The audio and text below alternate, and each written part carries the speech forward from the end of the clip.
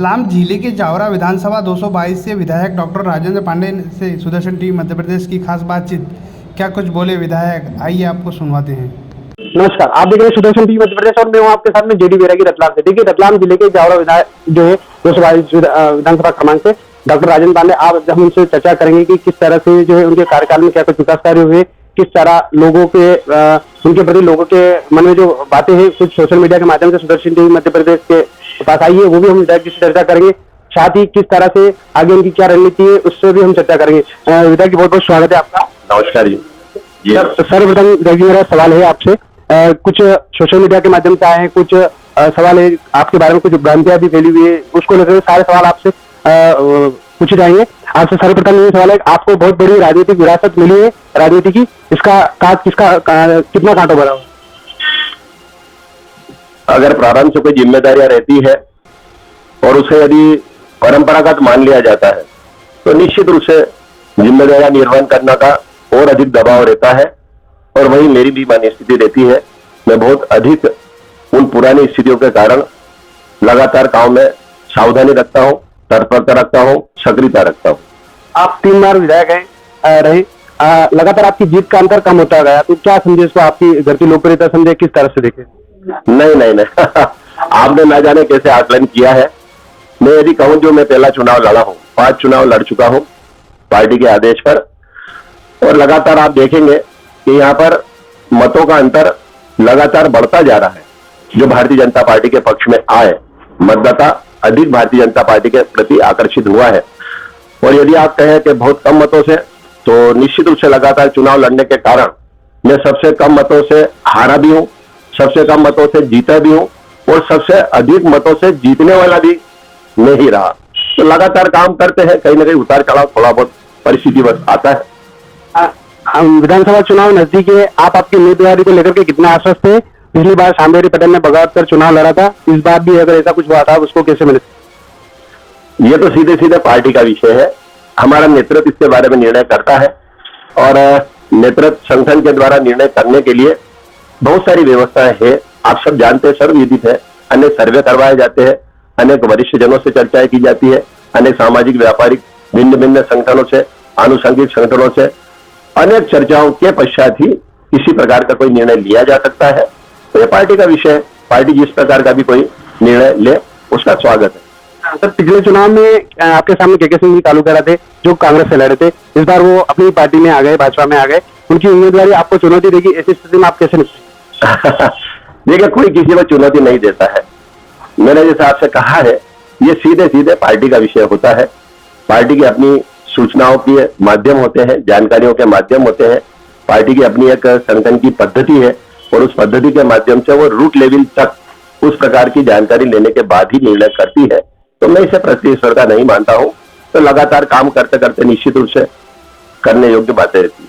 आपके तीनों कार्यकाल में जावरा विधानसभा क्षेत्र में रोजगार के कितने अवसर बढ़े? शासकीय, सार्वजनिक और निजी क्षेत्र में वर्तमान में बेरोजगारी अधिक है, आप इसे कैसे देखते हैं? अब तक कोई ठोस रोजगार उपलब्ध कराने में आप असमर्थ रहे?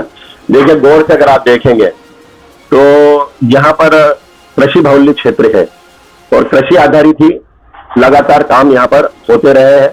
कृषि बाहुल्य होने से कृषि कार्यों को यहाँ पर प्राथमिकता है, और यहाँ पर एक मंडी विषय बहुत महत्वपूर्ण रहा था। जो स्वर्गीय नयन सिंह जी कालूखेड़ा के समय आर्या पिता शिफ्ट होकर के वहां पर सिर्फ भूमि का आरक्षण किया गया था, लेकिन वे पराजित हुए, मुझे जिम्मेदारी मिली।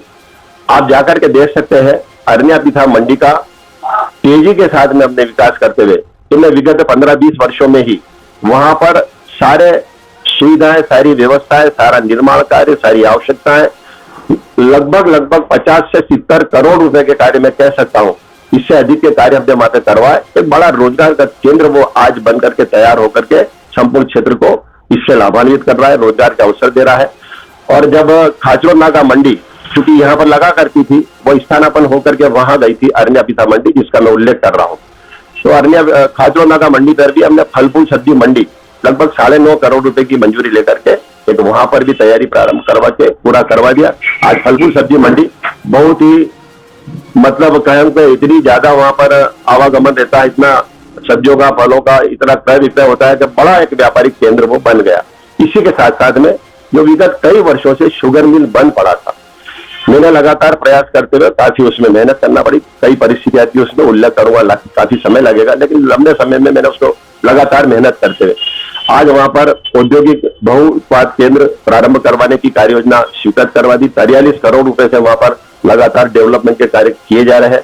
अगले वर्ष ही वहां पर लगभग 250 से 500 के आवेदन प्राप्त होकर के नए नए छोटे बड़े लघु कुटीर उद्योग वहां पर प्रारंभ होंगे और लगभग 25 से 35,000 लोगों को वहां पर रोजगार का अवसर मिलेगा।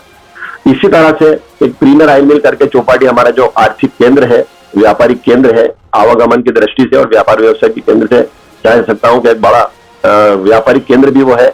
वहां पर प्रीमियर का हमने भूमि को रिक्त जो रही उसके अन्य विषय भी है, लेकिन उसे शासनाधीन करवा करके वहां के लिए भी कार्य योजना आगामी प्रस्तावित की है। तो इसी के साथ साथ में शासन के द्वारा विभिन्न ऐसी योजनाएं, विभिन्न ऐसे अनेक विकास के कार्य किए गए हैं, उसमें प्रतिदिन रोजगार दिए जाने के अवसर रहे हैं। वे सड़क निर्माण कार्यों से लेकर के खेत तालाब के कार्यों से लेकर के भिन्न भिन्न अन्य कार्य हो सकते हैं। तो इस प्रकार की यहाँ इस क्षेत्र में कभी कोई कमी नहीं रही, लगातार हम उसमें कोई न कोई रोजगार मूलक कार्यों की वृद्धि करते जा रहे हैं। सर, जावरा की लंबित मांगे और भी अब तक बनकर तैयार नहीं हुआ है, क्या चुनाव से पूर्व इसका उद्घाटन संभव है? यदि चुनाव से पहले यह चालू नहीं होता है या बाद में होता है तो इसका श्रेय किसको मिलना है? देखिए, इसमें तो श्रेय वाली कोई बात ही नहीं है। सीधे सीधे जब मेरी मांग पर माननीय मुख्यमंत्री शिवराज सिंह जी चौहान ने राज्य शासन की मदद से इस फ्लाईओवर ब्रिज को स्वीकृति दी है, तो सीधे सीधे स्वीकृति तो भारतीय जनता पार्टी की सरकार मेरे द्वारा और माननीय मुख्यमंत्री जी के द्वारा प्रदान की गई सौगात है। रहा उसको लंबित होना, तो चूंकि इसकी ड्राइंग डिजाइन को लेकर के जनता में काफी भ्रम रहा था, तो हमने भी अवसर दिया, हमने भी मौका दिया, मैंने स्वयं भी प्रयास किए और इस कारण ये 2 वर्ष तो सिर्फ ड्राइंग और डिजाइन के कारण डिले हुआ। उसके बाद में दुर्भाग्य से कमलनाथ जी की सरकार आ गई, उनने काम रोक दिया, 1.5 साल वो काम बंद पड़ा रहा और उसके बाद और दुर्भाग्य रहा कि कोरोना काल आ गया, 1.5 साल का समय उस कोरोना काल में चला गया। तो लगभग मिला जुला कह सकते हैं कि ये 4 से 5 साल 4 साल लगभग इन स्थितियों के कारण बिगड़ गए। लेकिन जैसे ही फिर से भारतीय जनता पार्टी की सरकार का हस्तांतरण हुआ, मैंने लगातार तेजी से प्रयास किए। यह ब्रिज संभवतः 1 से 1.5 महीने में पूरी तरह से तैयार होकर के जनता को लोकार्पित कर दिया जाएगा, वहां पर आवागमन प्रारंभ हो जाएगा। ऐसी जन चर्चा है कि लोगों में कि आपको लेकर कि जावरा नगर पालिका चुनाव में एक समझौता हुआ है कि विधानसभा मेरी, नगर पालिका तुम्हारी। यह बात कहां तक सही है? और यदि ऐसा नहीं है तो फिर जिले की सबसे बड़ी नगर पालिका भाजपा के हाथ से क्यों गई? आपको नहीं लगता कि इसका असर विधानसभा चुनाव पे पड़ेगा? देखिए, यहाँ की भौगोलिक स्थिति और यहाँ की सामाजिक स्थिति है ना, उनको सबका अध्ययन करना जरूरी है। यहाँ पर राजनीतिक परिस्थितियां समय समय पर बदलती रही है। भारतीय जनता पार्टी यहाँ पर प्रारंभ से 9 से लेकर के 12 वार्ड, कभी बहुत अधिक कोई वातावरण परिस्थितियां रहती है तो 14 वार्ड तक हम जीतते आए हैं।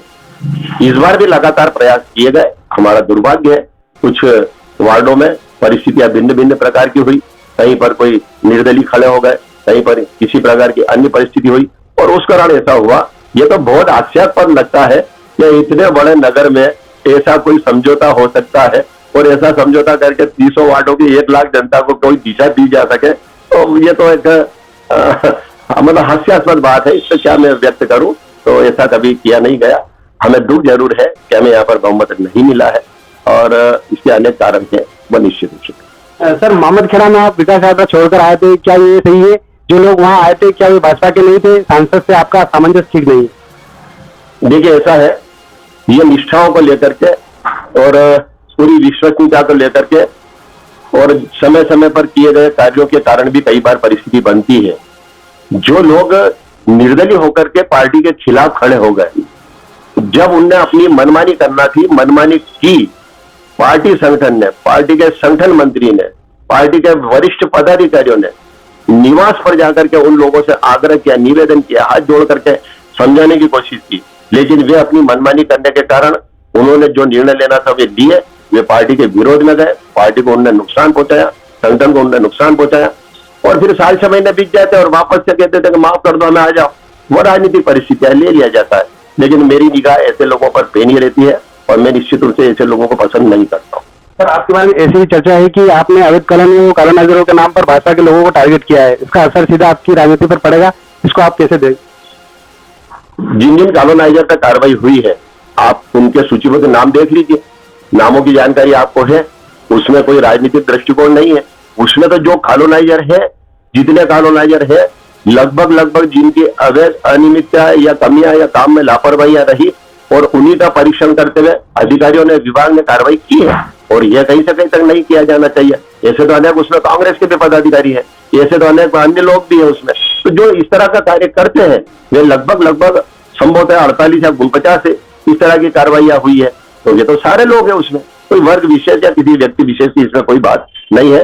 वे अभी भी अपनी गलतियों को छुपाने के लिए, जनता का ध्यान हटाने के लिए इस प्रकार की एक दूसरी बात उठाते हैं। सर, आप राजनीतिक क्षेत्र में आपके कार्यकर्ताओं को सपोर्ट नहीं करते हैं, यह बात कहां तक सही है? साथ ही स्वर्गीय लक्ष्मण जी पांडे जी ने आपने अपने पुत्र को विधायक प्रतिनिधि बनाया, तो क्या आपको ऐसा कार्यकर्ता जावरा विधानसभा में नहीं मिला जो विधायक प्रतिनिधि बन सके? मैं तो क्षमा चाहूंगा, मैंने तो अभी तक किसी को प्रतिनिधि बनाया नहीं, चर्चा थी, तो चर्चाओं का क्या जवाब दो? किसी ने मान लिया, मुझे बताइए शासकीय तौर पर किसी को मैंने प्रतिनिधि बनाया हो तो शासन के विभाग खुले पड़े हैं, अधिकारी आपके सामने बैठे हैं, मैंने किसी को कोई प्रतिनिधि बनाया नहीं। मैं अपने पदाधिकारियों के माध्यम से काम लेता हूं और सारे पदाधिकारी कार्यकर्ता मुझसे संतुष्ट है।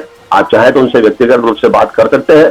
कोई व्यक्ति विशेष, कार्यकर्ता विशेष उसके निज कारणों से, निज सोच से अगर इस तरह का विचार करता है तो वो भी मुझे दुख है, मुझसे संपर्क करे या मुझे सूचित करे, मैं उन्हें मिलकर के संतुष्ट करूंगा। तो ऐसी भी चर्चा है कि आपके बारे में कि पावर विन में आपकी सहभागिता, यहाँ तक सुनने में आया कि हर अधिकारी आपको कुछ ना कुछ देता है। मुझे लगता है तो ये तो राजनीति में अधिकारियों से लेकर के राजनेताओं पर एक सामान्य सा लोगों ने का आरोप बना रखा है। अज्ञात आरोप, अनजान बातें, कुछ भी उठा दो, आप जवाब दो। मेरी इस प्रकार की किसी भी संस्था, किसी भी फर्म, किसी भी सोसाइटी, किसी भी एजेंसी, कोई भी वर्किंग एजेंसी, कहीं किसी प्रकार की प्रत्यक्ष या अप्रत्यक्ष कोई भागीदारी नहीं है। कोई भी प्रमाणित करे, मैं उसी क्षण राजनीति छोड़ने के लिए तैयार हूं और मेरी किसी से कोई भागीदारी नहीं है, न मैं किसी से लेन देन करता हूं। ये भी मेरे लिए हास्यास्पद है। अगर कोई आकर के मुझसे कहे या ऐसा कोई प्रमाणित करे, मैं उसका स्वागत करता हूं। सर, अभी हाल के दिनों में ऐसी चर्चा आपके नाम पर है कि एयरलाइन पर काम करने वाले अधिकारियों ने केंद्रीय सड़क परिवहन मंत्री नितिन गडकरी को एक वीडियो के द्वारा ये बताया गया है कि आपके द्वारा 1 करोड़ रुपए की मांग की गई। ये बात कितनी सत्य है? ये आप बता रहे हैं, मेरी जानकारी में नहीं है। और ये नई बातें कहां से आती है, मुझे तो आपसे जानकर के दुख भी हो रहा है, आश्चर्य भी हो रहा है। बहुत आश्चर्यजनक बात है, बहुत दुखद बात है। और अगर मेरे विरोधी इतनी निष्ठा पे आ गए हैं, इतने निकृष्ट कार्य करने लग गए हैं, तो मैं तो कहूंगा कि वे राजनीति को और किस स्तर पे ले जाना चाहते हैं। जो मैं एक सम्मान के साथ में, मर्यादा के साथ में, पूरी निष्ठा और ईमानदारी के साथ में कार्य को लगातार करता रहा हूं, तो ये तो मेरे कार्यों को, मेरी आत्मा को ठेस पहुंचाने वाली बात आप कह रहे हैं और मैं घोर इसका विरोध करता हूं। सर, जावरा रतलाम जिले की आर्थिक इकाई का सबसे बड़ा हिस्सा है, लेकिन जावरा में पिछले 50 सालों से एक भी नया शैक्षणिक संस्थान या नहीं खोला गया, यहाँ तक कि औद्योगिक व्यावसायिक क्षेत्र की दिशा में क्या? देखिए, मेरे ख्याल से कोई ठीक ढंग से देख नहीं पा रहे। मैंने प्रारंभ से, चाहे वो सामान्य शिक्षा हो, प्राथमिक शालाएं हो, माध्यमिक शालाएं हो, हाई स्कूल हो, हाई सेकेंडरी हो, मैंने अनेक स्थानों पर शहरी और ग्रामीण क्षेत्रों में उनकी स्वीकृतियां लेकर के नए भवन बनवाए। प्राइमरी से लेकर, माध्यमिक से लेकर, हाई स्कूल से लेकर हायर सेकेंडरी तक संपूर्ण क्षेत्र भर में मैंने सैकड़ों ऐसे शासन की योजना अनुसार भवन बनवाए। वहां पर छात्र छात्राएं अच्छा अध्ययन कर रही है।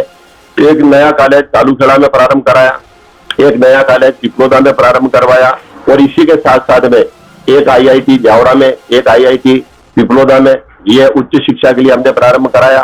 पॉलिटेक्निक कॉलेज का हमने पूरी तरह से उन्नयन करते हुए और वहां पर वृद्धि की। तो इसी के साथ साथ में प्रारंभ से संचालित भगत सिंह शासकीय महाविद्यालय को पूरी तरह से सुसज्जित करते हुए वहां पर अनेक कमरों का, लैब का, नए भवन का निर्माण करते हुए उसका भी हमने प्रयास किया। आज वो बनकर के सारे तैयार हो गए।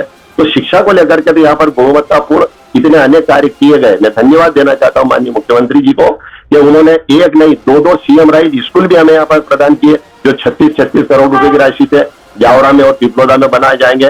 तो सामान्य शिक्षा हो या उच्च शिक्षा हो, शिक्षा के क्षेत्र में तो जावरा विधानसभा क्षेत्र में बहुत ही प्रशंसनीय कार्य हुए हैं और हमने नए कार्य प्रारंभ किया है, जैसा कि मैंने उल्लेख किया है। और उद्योगों का जैसा मैंने आपसे आग्रह किया है, जब दो IIT यहाँ पे प्रारंभ हो जाएंगे तो जो छोटे बड़े रोजगार मूलक कार्य किए जाने हैं उनका प्रशिक्षण वहां पर उनको मिलना प्रारंभ होगा और वे लगातार उससे लाभान्वित होंगे। जैसा मैंने व्यक्त किया है कि लगभग 43 करोड़ रुपए की राशि से बहु उत्पाद औद्योगिक क्षेत्र जावरा शुगर मिल परिसर में प्रारंभ होने वाला है। वहां पर आप जाकर के देख सकते हैं, लगभग 80% कार्य पूर्ण हो चुका है। वो बड़े रोजगार का अवसर वहां पर पैदा करेंगे। और मैंने उल्लेख किया है कि अग्नि पिसा मंडी से और हमारे खाजरोना का फल फूल सब्जी मंडी से भी इस तरह के अनेक रोजगार के कार्य प्रारंभ हुए हैं।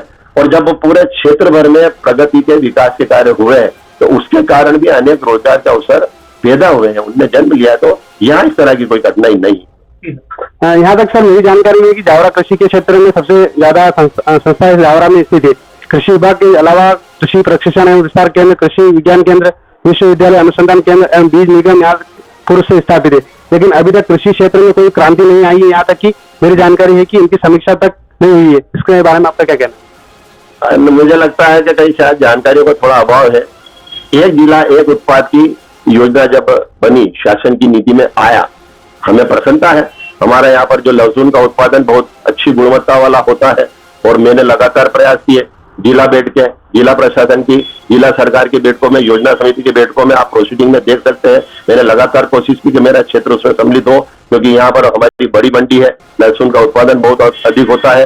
तो एक जिला एक उत्पाद में लहसुन का जो टैग हमें मिला है वह रियावन लहसुन टैग के नाम से मिला है, जो कि मेरे विधानसभा क्षेत्र के अंतर्गत आता है। अनेक उद्यानिकी के कार्य यहाँ पर किए जा रहे हैं, वे उल्लेखनीय कार्य है। यहाँ पर बड़े हमारे अच्छे कृषक है, उन्नत कृषक है, उनको मैं धन्यवाद देना चाहता हूँ। उन्होंने ऐसे ऐसे उत्पाद यहाँ पर किए हैं। तो हमारा जावरा विधानसभा इसमें तो पूरी तरह से अग्रणी है। सर, जावरा विधायक निधि से आपके विवेक से जो विकास कार्य निर्माण हुए हैं उनसे आप संतुष्ट है? और ऐसे कितने कार्य हैं आपकी नजर में जो किए जाने थे लेकिन हुए नहीं, जैसे मलिन नदी या बहादुरपुर या बुक्का जाने वाली जो ब्रिज है, जावरा सीतापुर जो रास्ता है, उस पुल का निर्माण, ऐसे कितने काम हो सकते हैं? ये काम का अगर मैं कहूँ तो आप सड़क के क्षेत्र में जब से मेरे को जिम्मेदारियां मिली है, सड़क विहीन हमारा क्षेत्र था, पुलिया विहीन हमारा क्षेत्र था, बिजली विद्युत विहीन होकर के पूरा अंधकार में डूबा था, डैम तालाब हमारे यहाँ पर नहीं थे। मैं अनगिनत आपको स्थान बता सकता हूँ, काफी लंबा समय लगेगा। बड़े डैम से लेकर के छोटे डैम, बड़े तालाब से लेकर के छोटे तालाब, बड़ी सड़कों से लेकर के छोटी सड़कें, चाहे वो सिंगल लेन हो, 2 लेन हो, 4 लेन हो, और अब तो 8 लेन भी योजना अनुसार इस क्षेत्र से जुड़ गई।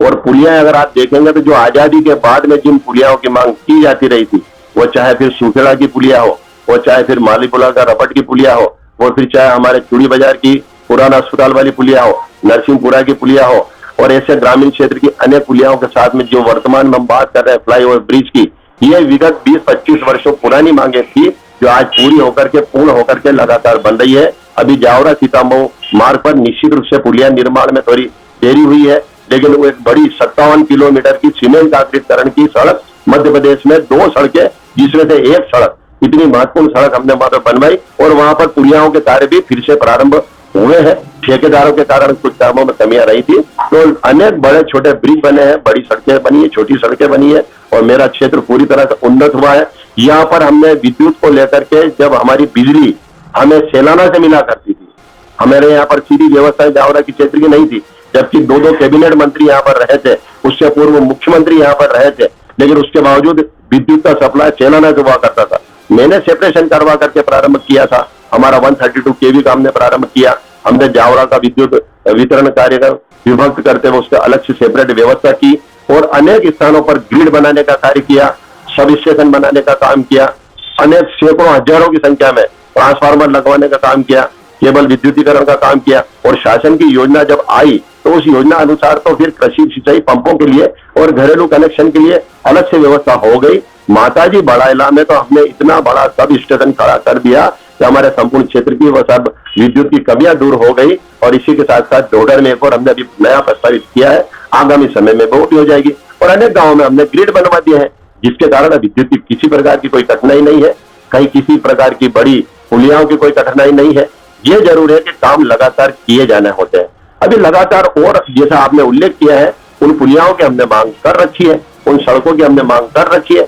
तो ये वर्ष दर वर्ष आगामी कार्य योजना में सम्मिलित होते जाते हैं और वो कार्य होते जाते हैं और कार्य लगातार हो रहे हैं। मैं धन्यवाद देता हूँ भारतीय जनता पार्टी की सरकार के मुखिया माननीय शिवराज सिंह जी चौहान को, जिन्होंने जावरा विधानसभा क्षेत्र के लिए किसी कार्य के लिए कभी मना नहीं किया। इस क्षेत्र का प्रमाण क्षेत्र में देखे जा सकते हैं और जनता भी इस बात के लिए सहमति व्यक्त करती है। सर, आजकल आपके बेटे प्रांजल पांडे जनचर्चा में है, तो हम ये मान लें कि पांडे परिवार की राजनीति विरासत प्रांजल के हाथ में जाना है, आपका क्या कहना है?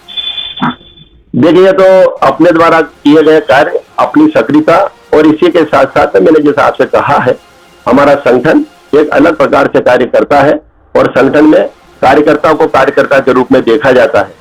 जब पहली बार मेरे चुनाव लड़ने की बात आई थी और तब भी इसी प्रकार का प्रश्न उठा था, मैं उल्लेख करना चाहूंगा तब और अभी तात्कालिक लोकसभा की पूर्व अध्यक्ष माननीय सुमित्रा महाजन जी ने कहा था कि निश्चित रूप से राजेंद्र पांडे डॉक्टर लक्ष्मीनारायण जी पांडे का बेटा तो है, लेकिन वो बेटा होने के साथ साथ में पहले हमारी भारतीय जनता पार्टी का निष्ठावान सक्रिय कार्यकर्ता है। हम उसका कार्यकर्ता के रूप में देख रहे हैं, न कि किसी के पुत्र के रूप में। तो ये अपनी अपनी सक्रियता पे निर्भर करता है। किसी का बेटा बेटी होना, मैं इसमें ज्यादा विश्वास नहीं करता हूं, लेकिन ये जरूर है कि जिन्होंने राजनीतिक दल अपने परिवार में शामिल कर लिए, मैं एक राजनीतिक दल में असंख्य परिवारों में से एक परिवार हूं, लेकिन कुछ राजनीतिक दलों ने तो अपने परिवार के ही राजनीतिक दल बना लिए। गांधी परिवार का जो उल्लेख होता है, यादव मुलायम सिंह यादव परिवार का जो उल्लेख होता है, पवार परिवार का जो उल्लेख होता है, ठाकरे परिवार का जो उल्लेख होता है, अनेक परिवारों का ऐसा उल्लेख किया जाता है। तो मैं उस श्रेणी में हूं नहीं, ये पार्टी का विषय है। पार्टी जैसे आगामी निर्णय करे और अपनी अपनी सक्रियता, अपनी अपनी रुचि है। अगर बेटे की रुचि है समाज सेवा करने की, सामाजिक कार्य करने की, तो निश्चित रूप से स्वागत योग्य करना चाहिए। सर, जावरा की नई औद्योगिक इकाई शुगर मिल में उस पर अब तक कागजों में उसे साकार रूप लेने में आपके अनुसार कितना समय लग सकता है? मुझे लगता है कि इन सारी परिस्थितियों में, क्योंकि कोरोना ने काफी चीजों को बहुत ज्यादा विलंबित किया है, डिले किया है। लगभग मैंने कहा ना कि 2 साल हमारे उसमें बिगड़ गए, 1.5 साल उसमें भी पहले कमलनाथ जी के समय, 2 साल कोरोना, 3 साढ़े 3 साल इसमें बिगड़े हैं। 1 साल और होना चाहिए, जैसा कि मैंने कहा है। 1 साल में पूरा इंफ्रास्ट्रक्चर वहां खड़ा हो जाएगा और छोटे बड़े लघु उद्योग वहां पे कल कारखाने प्रारंभ हो जाएंगे। सर, आप लंबे समय से राजनीति में 3 बार विधायक रहे हैं, उसके बाद भी आपको मंत्रिमंडल में नहीं लिया गया, इसमें आप क्या मानते हैं? देखिए, मैं क्योंकि प्रारंभ से ऐसे परिवार में जन्म लेकर के कार्यकर्ता के रूप में काम कर रहा हूं, मैं उन परिस्थितियों को समझता हूं, उन परिस्थितियों को जानता हूं और किन परिस्थितियों में इस प्रकार के निर्णय लिए जाते हैं, उनकी गहराई के साथ में जानने की, समझने की मुझे समझ है। इसलिए मेरे मन में किसी प्रकार का कोई असंतोष नहीं है। यदि काम ना होते या काम ना करा पाता तो मन में संतोष या असंतोष की बात आती। आज आप विधानसभा जावरा जाकर जावरा विधानसभा देख सकते हैं, बड़े छोटे सब प्रकार के अच्छे से अच्छे काम हुए हैं, हो रहे हैं, चल रहे हैं। इसलिए मैं अपने कार्यों से संतुष्ट हूँ, मैं किसी प्रकार से असंतुष्ट नहीं हूँ। सर, शासन के सबसे महत्वपूर्ण विभाग राजस्व विभाग में बिना पैसे के कुछ नहीं होता है, हर काम का पैसा लिया जाता है। उसमें आप कितना नियंत्रण कर पाए, जैसे रजिस्ट्री, नामांतरण, बंटवारा आदि? देखिए, कई लोगों की नाराजगी मुझसे इसी बात को लेकर के है कि राजू भैया तत्काल कार्रवाई करवाते हैं, राजू भैया ने तत्काल कार्रवाई करवा दी, राजू भैया ने ऐसा करवा दिया। जब मेरे पास इस तरह की शिकायत आई है, इस तरह की जानकारी आई है, मैंने पूरी गंभीरता के साथ में संबंधित विभाग के संबंधित अधिकारियों को न केवल व्यक्तिगत मोबाइल पर मुलाकात में चर्चा करने के साथ साथ में पत्रों के माध्यम से भी अवगत करवाया है और इन सारे कामों को रोकने के लिए मैं लगातार प्रयास करता हूं। मैं भी इन बात का घोर विरोध करता हूं कि इस तरह के कृत्य निश्चित रूप से नहीं होना चाहिए। सर, आपके पिताजी, आपका राजनीतिक जीवन इसी मकान में निकल गया, जबकि देखने में आया कि राजनीति में आने के बाद नेताओं के बड़े बड़े बहुमंजिला इमारत बन जाते हैं। बड़ा परिवार रहा, बड़ा परिवार के साथ साथ में कृषि आधारित कार्य करने वाले लोग रहे। यहाँ पर चिकित्सीय सेवा मेरे पिता भी करते रहे, मैं स्वयं भी करता रहा और बड़ा परिवार होने के साथ साथ में जितनी हमारी व्यवस्थाएं रही उस व्यवस्था के अनुसार हम काम करते रहे। लेकिन फिर भी मैं बार बार निवेदन करता हूं, हमारे मन में कभी इस तरह के बहुत अधिक विचार नहीं रहे। हमने हमारे पिता की सादगी को देखा है, पिता की सरलता को देखा है, पिता के कार्यों को देखा है और उन्हीं का अनुसरण करते हुए हम लगातार काम करते हैं।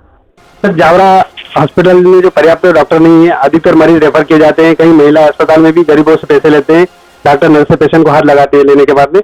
ऐसे मामले में आप कैसे अंकुश लगाएंगे? बहुत बड़ा। मैं सबसे ज्यादा अगर गया हूँ तो शिक्षा के क्षेत्र में, विद्युत के क्षेत्र में, स्वास्थ्य के क्षेत्र में, ऐसे अनेक जो मेरे रुचि के रहे हैं और डैम के लिए अब तो लगातार अस्पताल मेरा आना जाना रहा है, आता जाता हूँ हॉस्पिटल से मैं पूरी तरह से वैसे संतुष्ट हूँ, लेकिन कुछ कमियों के कारण अभी लगातार मैं कार्रवाई में भी हूँ। अभी आपकी जानकारी में मैं लाना चाहूंगा कि एमडी वहां पर आ चुके हैं, उन्होंने वहां पर ज्वाइनिंग दे दी है। हमने वहां पर उसका पूरा अस्पताल का जीर्णोद्धार करते हुए वहां पर एक नया महिला चिकित्सालय, एक नया बाल चिकित्सालय और इसी के साथ साथ में जो पुराना सिविल हॉस्पिटल है उसका भी जीर्णोद्धार करने के साथ साथ में जन सहयोग से भी, शासन के सहयोग से भी 2 oxygen plant, 2 dialysis machine, 2 crore रुपए की लैब और इसी के साथ साथ में नए उपकरण, नए फर्नीचर, नए पलंग, 120 बेडेड हमने ऑक्सीजन बेड सीधे कनेक्ट किए हैं सिविल हॉस्पिटल में। 10 बेड का आईसीयू हमने विशेष बनाया और उसमें भी और विशिष्ट 2 बेड का बनाया है, क्योंकि एमडी आ जाने के कारण प्रारंभ हो जाएगा। सिर्फ एक सर्जन की कमी है यहाँ पर, जो लोग कहते हैं कि डॉक्टरों की कमी है। डॉक्टर यहाँ पर पर्याप्त है, डॉक्टर बराबर ड्यूटी दे रहे हैं, उनकी सेवाएं मिल रही है। लगभग 1.5 लाख से अधिक मरीजों का परीक्षण यहाँ पर वर्ष भर में किया जाता है। तो आप कल्पना कर सकते हैं कि कितनी पर्याप्त व्यवस्थाओं के साथ में वहां पर काम कर रहे हैं। अस्पताल को आप जाकर के देखें, मैंने मेरी जिम्मेदारी मान करके उसे पूरी प्राथमिकता देते हुए इतनी सारी व्यवस्थाएं की है, जो जो उस परिसर में आवश्यकता, उपकरण से लेकर के, संसाधन से लेकर के, दवाइयों से लेकर के, डॉक्टरों की कमियों को दूर करने से लेकर के मैंने जो उल्लेख किया उन सारी व्यवस्थाओं को आपने सुसज्जित किया है। और बाहर का वातावरण जो वहां पर पहले बबूल के पेड़ हुआ करते थे, जंगल हुआ करता था, वहां पर गाजर घास हुआ करती, मच्छरों की भरमार हुआ करती थी, आज आप जाकर के देखें हमने पूरे परिसर का पूरी तरह से सौंदर्यीकरण करते हुए वहां पर अनेक कार्य किए हैं। तो स्वास्थ्य व्यवस्था और इसी के साथ साथ में ग्रामीण क्षेत्र में भी हमने अनेक सामुदायिक स्वास्थ्य केंद्रों की स्वीकृति लेते हुए छोटे बड़े गाँव में भी 50-50 लाख रुपए की भवन बनवा करके, रिंगनों जैसी जगह तो हमने 5.5 करोड़ रुपए का नया भवन बनवा करके इस संपूर्ण जावरा तहसील और पिपलोदा तहसील जो मेरे विधानसभा क्षेत्र के अंतर्गत, और जावरा नगर में भी एक पुराना अस्पताल जो हुआ करता था शहर के मध्य, उसको भी डिसमेंटल करा करके वहां पर 2 संजीवनी क्लिनिक का कार्य वहां पर चल रहा है। तो स्वास्थ्य सेवाओं को हमने पूरी तरह से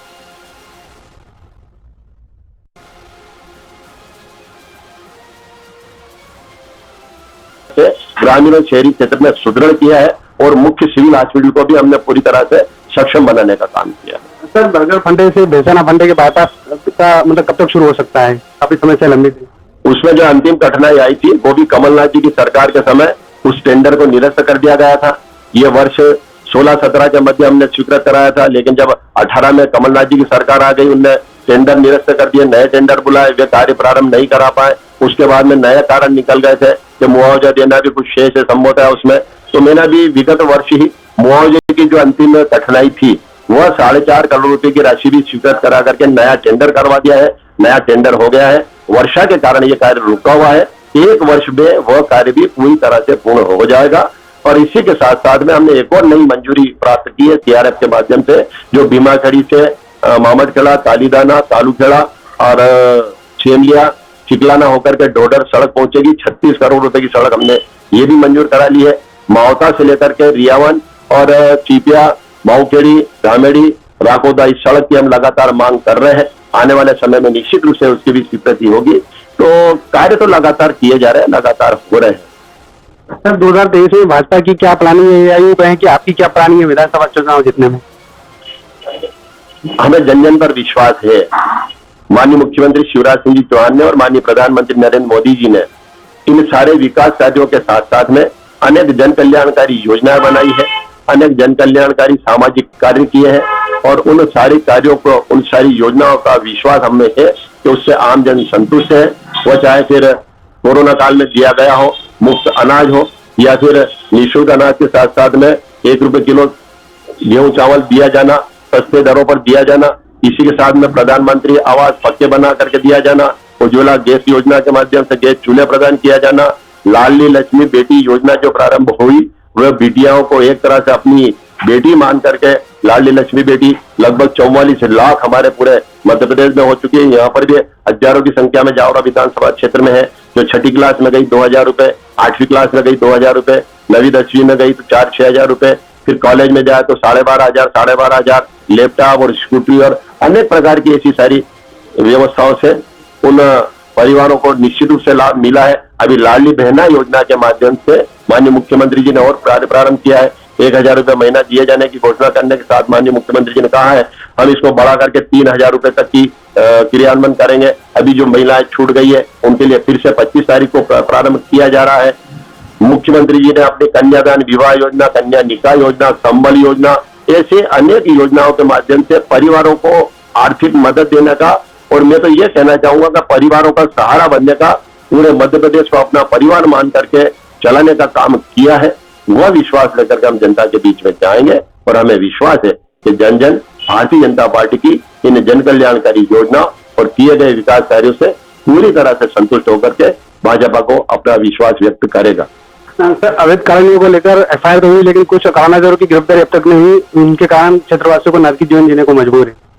इसकी चर्चा मैंने विभागीय अधिकारियों से की है। उनका कहना है कि हम एफआईआर के बाद में विवेचना करते हैं और उस विवेचना के पश्चात हमारी केस चालान, केस डायरी वगैरह जो उनकी प्रक्रिया होती है वो कर रहे हैं और संभवतः वो कार्रवाई चल रही है। हम लगातार इसके संपर्क में हैं। अब तक जावरा जिला नहीं बन पाए, लोगों का ऐसा मानना है कि राजनीतिक इच्छा शक्ति का अभाव रहा है, इसलिए हम पिछड़ गए। इसको लेकर आप क्या कहेंगे? मेरी कार्रवाई आकर के कोई देख सकता है, मेरे कार्यालय पे मुझसे संपर्क कर सकता है। इसी के साथ साथ में विधानसभा सदन की कार्रवाई को चेक किया जा सकता है। विभागीय कहूँ तो मुख्यमंत्री जी, माननीय प्रमुख सचिव महोदय, माननीय मुख्य सचिव महोदय, या फिर कहूँ तो स्थानीय प्रशासन और जिला प्रशासन, मैंने समस्त स्थानों पर अपनी कार्रवाई करने के साथ साथ में स्थानीय प्रशासन के माध्यम से, जिला प्रशासन के माध्यम से प्रस्तावों को भी शासन के विचार के लिए अग्रेषित किया है। मेरी भी लगातार माननीय मुख्यमंत्री से व्यक्तिगत चर्चाएं भी हुई है, मैंने लगातार व्यक्तिगत चर्चा की है और मैं अभी भी निराश नहीं हूँ, क्योंकि हम जानते हैं, हम समझते हैं ये कब होता है, कब किया जाता है। कभी कभी आगे पीछे हो जाता है, मैं नागदा का भी स्वागत करता हूँ, लेकिन ये कहा गया है कि जो तहसीलें अपनी सहमति देगी, तो मेरा भी आग्रह है, हम तो लगातार आलोट तहसील, हम लगातार ताल तहसील, लगातार बड़ौदा तहसील, उसी को जोड़ करके जो प्रारंभ से जावरा से जुड़ी हुई है जिला बनाने की बात कर रहे हैं, तो मुझे विश्वास है कि माननीय मुख्यमंत्री जी इस बात को स्वीकार करेंगे। सर, विभिन्न सर्वे रिपोर्टों में बीजेपी के 100 से कम सीटें बताई गई है, जिसमें जावरा सीट भी बहुत कमजोर आंकी गई है। एक अखबार ने भोपाल में इसे लेकर खबर प्रकाशित की थी कि सीएम ने आपसे 1-to-1 किया है, ये क्या है पूरा मामला? सीएम का 1-to-1 मध्य प्रदेश भारतीय जनता पार्टी के विधायक दल के समस्त विधायकों से हुआ है, न कि सिर्फ मुझसे। तो वो एक प्रक्रिया है, वो एक व्यवस्था है। और जहां तक ये जावरा विधानसभा क्षेत्र का नेचर होता है, हर विधानसभा क्षेत्र का, आप प्रारंभ से लेकर के अब तक देख लें, यहाँ पर मिला जुला वातावरण रहा है। सर्वे में 10 तरह की बात आ सकती है, उसका हर बात का स्वागत है निश्चित रूप से, तो परिणामों के बाद में सारी बातें सामने आती है। सर, मेरा अंतिम सवाल, जिले के जावरा को जिले के लिए आपका कहना है कि आपने प्रयास किए तो फिर सफलता क्यों नहीं मिली, और अब आगे क्या प्रयास संभव है? एक बार और जाकर के माननीय मुख्यमंत्री जी से हम चर्चा करने वाले हैं और चर्चा में इस गंभीरता को फिर से उनके अवगत कराएंगे। और मैंने कहा ना, मुझे तो विश्वास है माननीय मुख्यमंत्री जी इस बात को स्वीकार करेंगे। बहुत बहुत धन्यवाद, आपने काफी विनम्रता से हमारे सारे सवालों के जवाब दिए। ये थे हमारे साथ जावरा विधायक डॉक्टर राजन पांडे, जिन्होंने काफी जो लोगों की जो जन चर्चाएं जो चलती थी विधानसभा क्षेत्र में, उनके भी सवालों के जवाब दिए। साथ ही कुछ दर्शन के सवाल थे, कुछ सोशल मीडिया के माध्यम से आते, उन सभी सवालों के जवाब बहुत ही विनम्रतापूर्वक दिए। जेडी बेरा की सुदर्शन टीवी मध्य प्रदेश ब्यूरो, रतलाम।